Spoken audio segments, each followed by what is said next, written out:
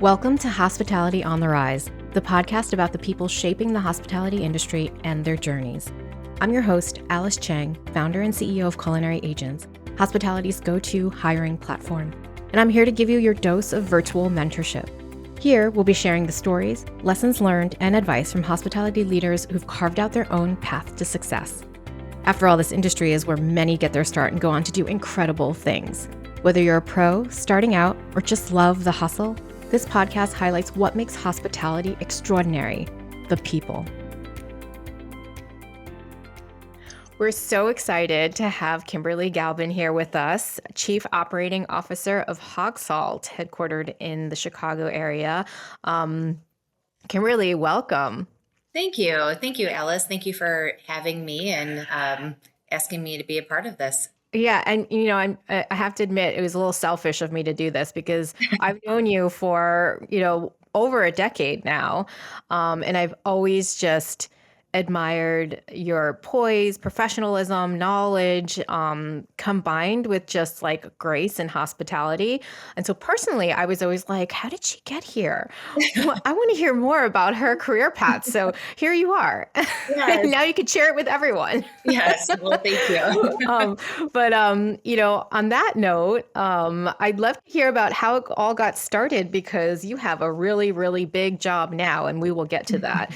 But when did you know that this was the industry for you? Yeah. So it started pretty young. I think a work ethic was definitely instilled in me at a very young age. Single mom raising 3 kids, and I was just like, okay, as soon as I can get that work permit at 14, I'm going to hit the ground running, So it started probably like most at, the Big Apple Bagel and, Boston Market and more of the chains. But then once I graduated high school, I moved to Chicago. And I think like most, when you're going to school, you need income to pay the bills. And I was just like, you know what? Restaurants are great. Restaurants are flexible schedules. Generally you can make good money in the front of the house. So I just kind of hit the streets of Chicago, and I walked street by street with my resume, dropped them off, hope for the best. At this point I was 18, so didn't really know anything about restaurants in Chicago or where to go. And so that's kind of how it all started. But restaurants for me were just always a great opportunity to have fun in what you were doing with a flexible schedule, made good money, and it really aligns nicely around my class schedule. Yeah, and that's, I feel like that's a common way that people get started. Mm-hmm. And one of the awesome things about the industry is, you can find yourself in it, and then you can find yourself staying, or you can find yourself going somewhere else. But Yes. you always have your stories and your experiences to take along with you. And you clearly found yourself staying. So when did you realize that this was something more than just, a fun, flexible part-time thing that fit into what you wanted at the time? Yeah, absolutely. One of the first opportunities I got in Chicago was at Como Inn, which unfortunately is no longer around, but it was this Italian restaurant that was open for 100 plus years. At that time ran by the Marchetti brothers. So there was 4 of them, old school Italian. And they were one of the first people that I interviewed with, one of the owners, Joe Marchetti. And he was like, yeah, I'll give you an opportunity. He's like, what do you know how to do? And I said, nothing. And he was like, great, you'll be a server. And I'm like, okay, great. And he provided me with just opportunity. So, from there I was able to serve. I then started hosting with him, and the feeling of community and really taking care of one another and this like sense of generosity at that restaurant was just like so powerful. If I ever came in with my family, he like would roll out the red carpet and he'd be like, welcome in, all of Kimberly's family. You sit down and I'll take care of you. And it was just a really great feeling of community. And, shortly after that, I started working at Blackbird restaurant, which, at the time I didn't know much about Blackbird, but then quickly realized it was this incredible restaurant in Chicago that really was a foundation for many incredible chefs and restaurateurs. And it was really through then that second experience where, as I was working in restaurants, I was introduced to kind of like the next level of this like impeccable service and hospitality and generosity and incredible food and ingredients and just high quality. And then the people that would come into the restaurant were just like all walks of life characters. Like I can still probably, that would be a whole separate podcast, to go through what happened in that restaurant. But I was just like, it just clicked one day. And I was just like, this is where I need to be. I don't want to do anything else. This is what I want to do. I want to really see how far I can go. Because I was just quickly in love with, the ever changing day, the kind of like controlled chaos. You never knew what you're going to get in a service. You never knew who you would be serving. And just that excitement was really incredible. So that was really my click moment at Blackbird when I told my parents, I was like, no, I'm going to school for psychology. Yep. I'm going to still get my degree, but I'm going to stay in restaurants. And they were like, what? They're like, no. I was like, yes.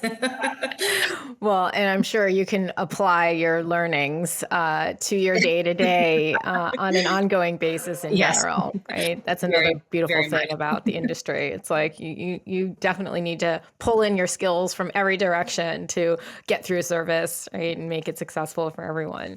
Absolutely. Yeah, and I can attest. I mean that there's something about the Blackbird dining room, and that it's like it's not huge. There's so much that happens in a small space that is pretty magical. And so you spend your time there, and you worked with that organization, One Up Hospitality Group, for quite some time. Yes, I did. Off and on for about 15 years. Wow. Yes. And throughout the ranks, you opened locations with them. And, I met you when you were already in leadership, but that didn't happen overnight, right? It did not. No. Yeah, definitely. I think with restaurants, one of the beauty or the way it should be is you kind of work your way through a restaurant and learn every position, understand it, and then continue to hopefully grow from there. And that's definitely has kind of been my whole career. Yeah. And I'm cheating here. I'm looking a little bit at your timeline here, and I want to hone in on something that seems to be sandwiched in between some of these amazing restaurants that you worked at. Is banquet director at the Park Hyatt, Chicago. So Mm-hmm. you went off and did a little hotel thing for a little bit. I did. After I think it was, I spent my first round with One Off for about 5 years. Worked at Blackbird, opened up a VEC with them, and then I sat them down and I was just like, "Hey, I need to keep learning. I need to keep growing." And they were like, "Okay, well, what do you want to do?" And I was just like, "No, unfortunately, I think I need to go." And I almost needed to go to school, for lack of better words, and at the time, I had a friend that was working at the Park Hyatt Chicago and, kind of just asking a lot of questions of what do you do and how are hotels run? And I definitely it piqued my interest. So I initially went on their website and applied for their internship program. And I think within a day, the HR director called me and she was just like, "Do you want to be in our internship program?" I'm like, "I do. I really want to learn." She's like, "We have a manager position open. Would you like to do that?" And I was like, "Okay, sounds good." And I started at the Park Hyatt Chicago working at Nomi, which, was a incredible pinnacle restaurant in Chicago during that time. And I, yeah, was an assistant manager there, and really used the Park Hyatt and all of the resources of just Hyatt in itself to really take my, I think, education of hospitality to the next level. And during that time, I was able to be a restaurant manager. I was a banquet manager, which most people are like, "Why did you do that?" I'm like, "I learned a lot."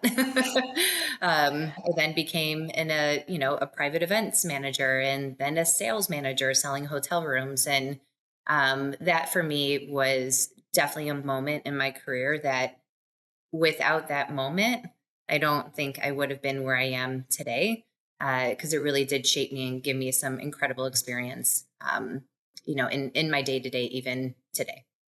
Yeah, I love that. We always talk about, how there are foundational and common skills that you learn in hospitality and different positions that you can bring to other parts of the industry, whether it be with hotels, food service, or adjacent types of companies. And those skills, more and more so, are valued differently by outside companies and industries.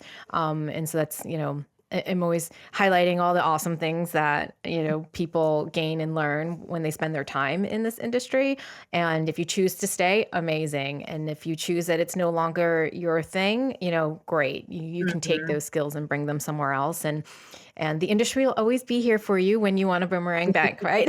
It is always here. This It's the always nice here. thing about this industry is it's not going anywhere.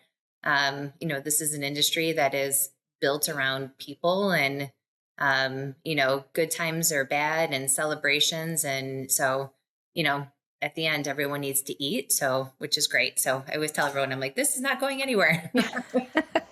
Exactly, exactly. So you just can't replace that feeling of having that red carpet kind of rolled out for you, Yes. and being taken care of and cared for like that.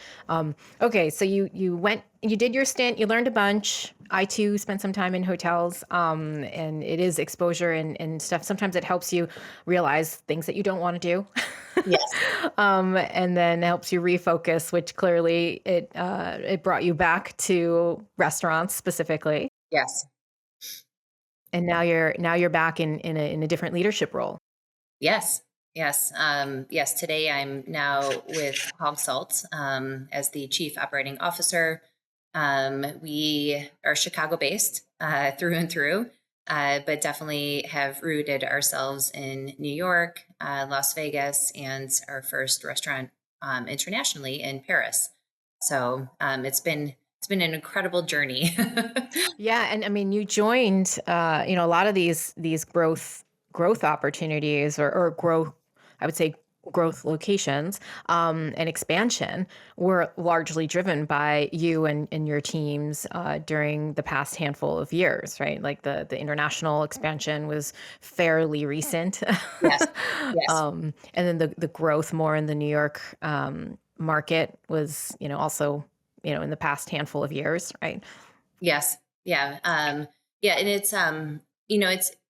it's always interesting because you can kind of look at your time and your work done. And first and foremost, I just feel like incredibly grateful for all of the opportunities that I've had and everything I've been able to be a part of, because I know that's not everyone's path.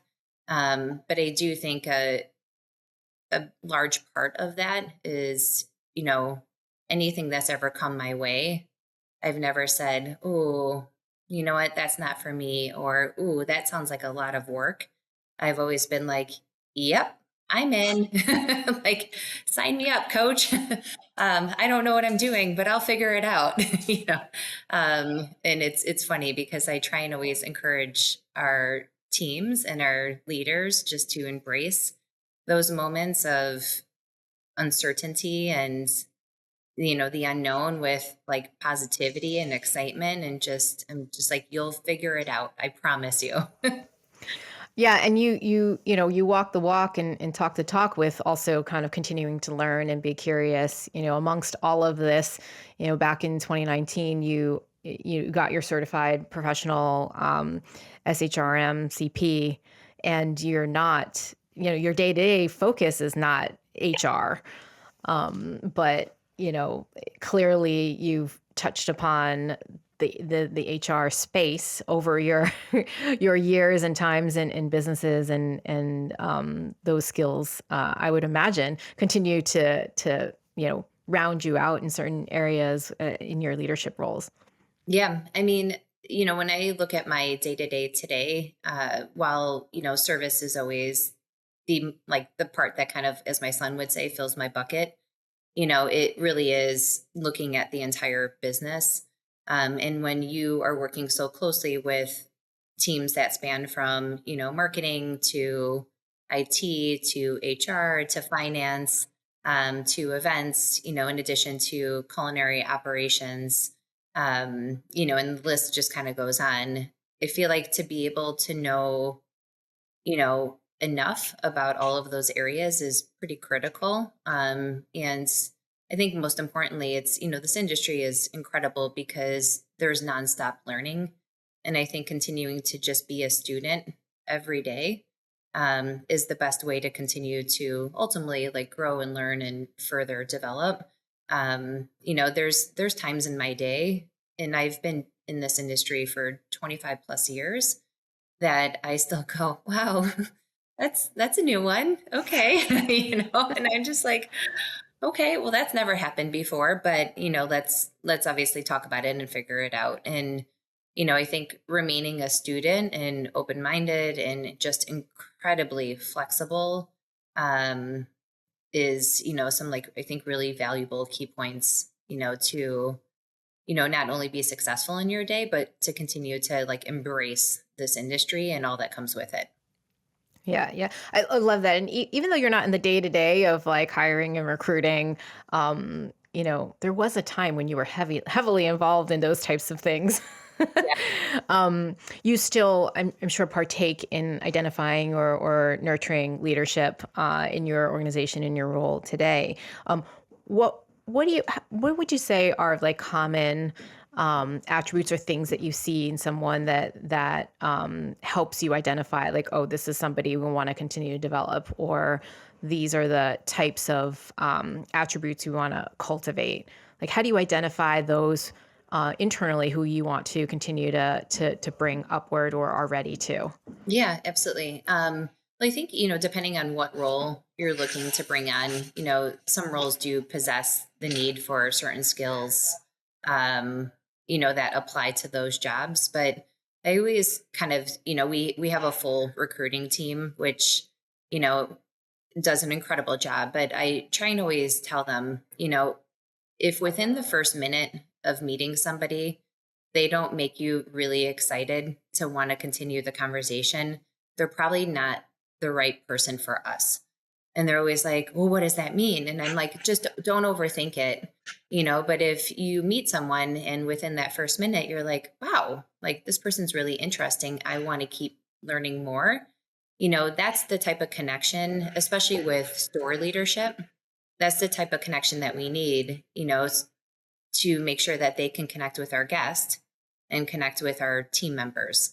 And then from there, you kind of go into more qualifying questions. But at the end of the day, we would rather have an entire team of individuals that are just incredibly positive, transparent, hardworking, aligned with like morals, vision, values, honesty, and just generally fun and interesting people, than ever to get like the best resume ever, that is just like locked and loaded. And you're like, wow, that's really impressive. But then you meet them and you're just like, nothing. Not a No. fit. I would definitely rather have a team of, personality and curiosity than a team of just, incredible background and skills. We have, the nice thing we've developed over the years is we've built out these training programs that any single position in our organization, from, a dishwasher to a server to a director, there are like built out training programs that are anywhere from 6 to 12 weeks, for leadership, and, for hourly team members, anywhere from 8 to 12 days. So we can give the skills, we can give the tools to succeed, but I would rather be aligned with people that I'm just excited to see every day and people that are going to be like, well, this is the way you do it. I'm like, yeah, no, get it. Yes. But like, how do we feel about it? Because this, restaurants and hospitality are just built around emotion. And while there are like tactical parts of the job, it's definitely more about like the feelings and the emotions. So that's kind of how we always look to bring on candidates, especially looking at like leadership roles. And then, of course, if I'm bringing on somebody for like an IT position. Yes, experience in IT is helpful, Yeah. And in marketing, yes, helpful that they have a marketing background. So, but at the end of the day, like the core of the person needs to be the same, or else we just won't get anywhere. Yeah, and I mean that's incredibly important also to keep, the consistent culture that you want to cultivate. It's part of your employer brand. It's not just outward facing to guests, but it's also an ongoing way that you recruit and keep people excited and retain them to work with you, right? Really.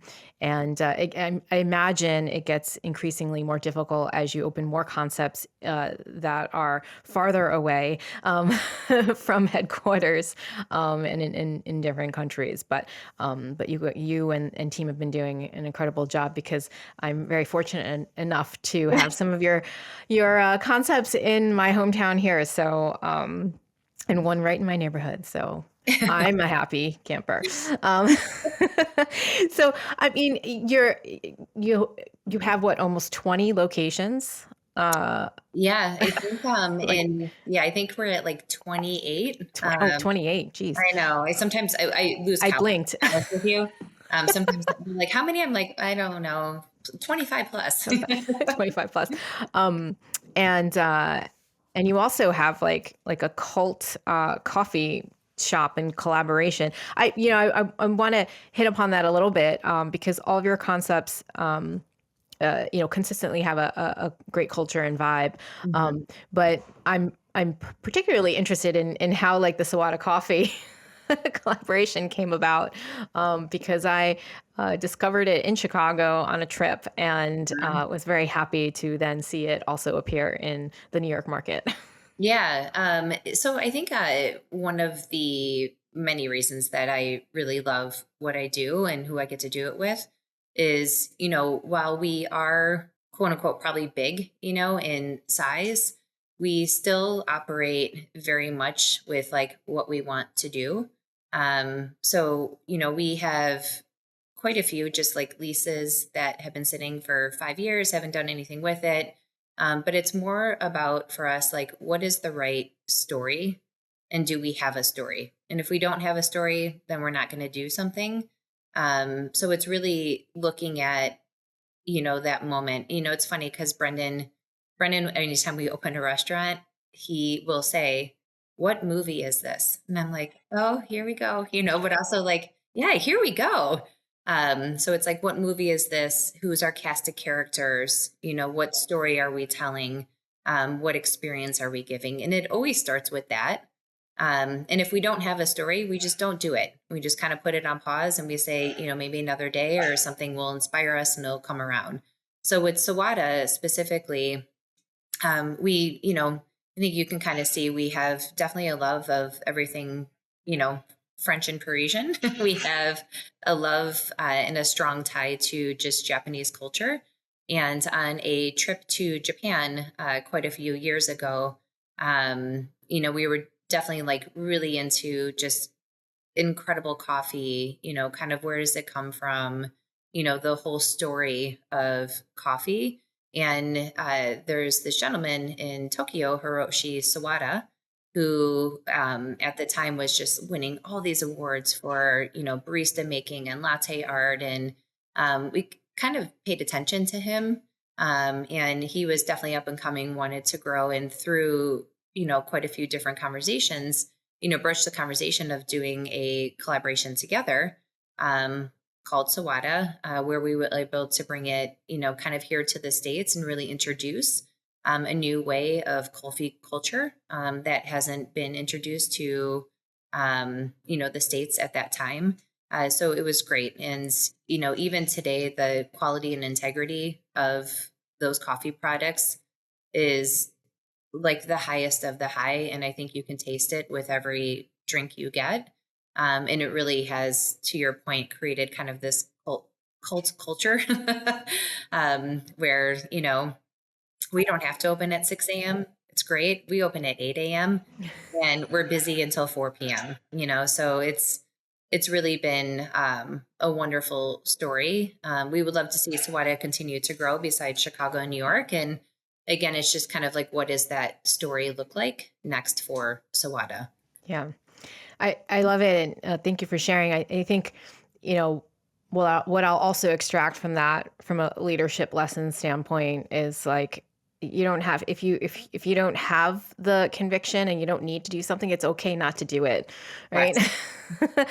Yes. I think sometimes there's also absolutely a sense of urgency. There's a sense of like growth and more and competition. And, I think that's part of what's amazing about the industry also. And I think sometimes it's a nice reminder to say, like, it's okay to hit pause and come back to it if it's not like 100% there. Absolutely.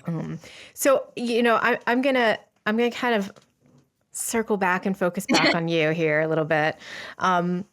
You've taken risks, you've had all these different opportunities, you've worked for some really great organizations, and in various leadership positions, and you are currently, in a very high leadership position with Hogsalt, and you are busy. You are very busy. I know you are. Yes.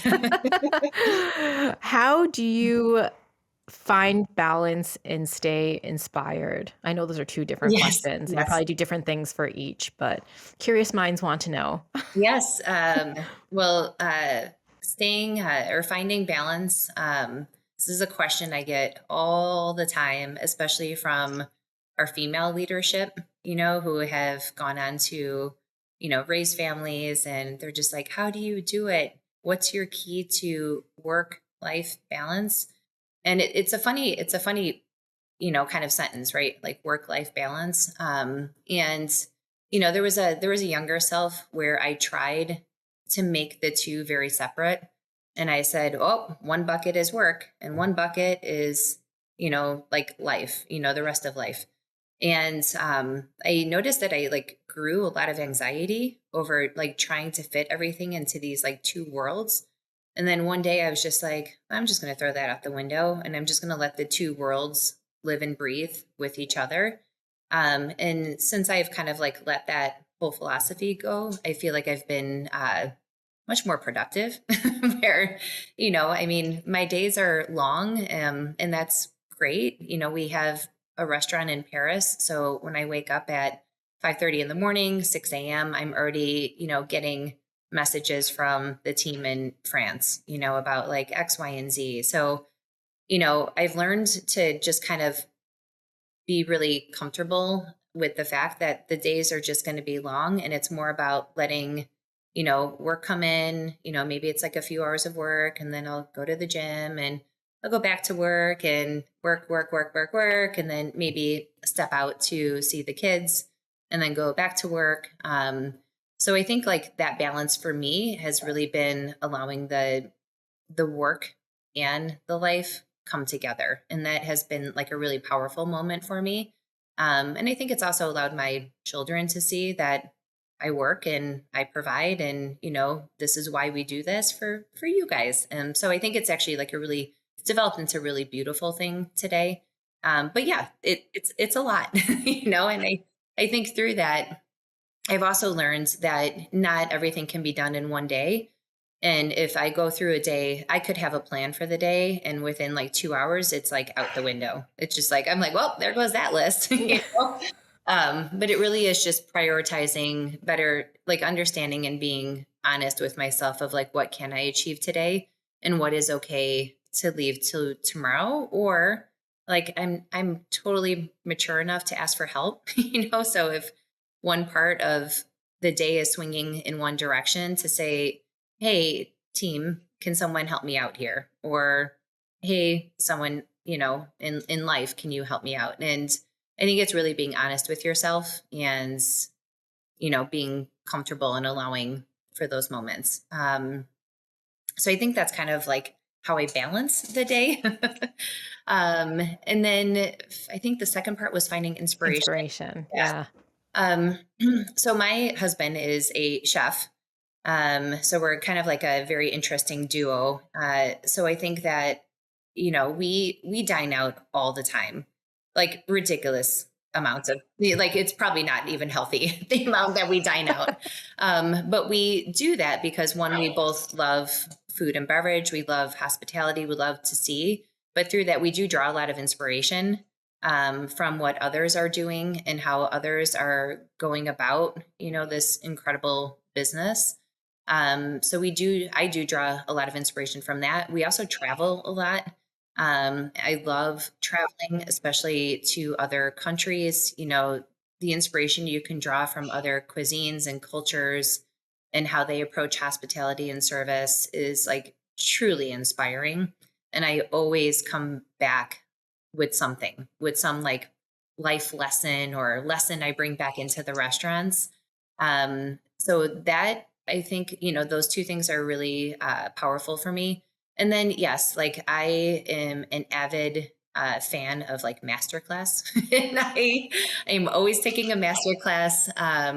And not just even about restaurants, just any person I find interesting. And I think those are always moments of inspiration. And also like my team, I'm incredibly inspired by the individuals I surround myself with every day. My team is incredibly inspiring. They motivate me. So I think kind of a combination of all of those items really kind of like keeps me going and makes me want to continue to push forward and, honestly, just, continue doing more. I love it. Yeah. And a full household of just like food and hospitality. Like what else could you ask for? Right. Yes. Well, I love that. This is a perfect segue into our quick fire. Ooh, right. Just 3 quick fire questions. What advice would you tell your younger self? I would tell my younger self that change, if you're not changing, you're not evolving. And listening is just as important as speaking. That's what I would tell my younger self. I like that. What's your advice for someone struggling in the industry? This comes up quite often. This is a great question. I would tell anyone struggling with the industry to almost take a step back and reattach with the reason why you came into the industry. Because there's always a moment, right? There's always a moment. There's always a reason. There was like a time that really connected the dots. And I think sometimes people lose that because it just becomes so monotonous and go, go, go, go, go. So my advice would be like, take a step back, remember the reason why you got into this, and realign what you want out of this. And ask yourself, are you doing it with the right people? Because I do think sometimes that unhappiness or that confusion can come because you're surrounded maybe with people that aren't aligned with your goals any longer, and that's okay. But I think really being honest with yourself is probably that powerful moment. Yeah. Back to your first piece, which is changing and evolving, right? Yes. And lastly, what is your advice for fellow hospitality leaders? Oh, have fun. Like if you're not having fun, like please don't do this. Yeah, like just have fun. Continue to be a student. Like it's incredibly, incredibly important that you just remain open-minded and just eyes bright, take it all in, ask a ton of questions, and just be a continuous student and just be happy. If you're not happy where you are, then don't be where you are, like find a different job.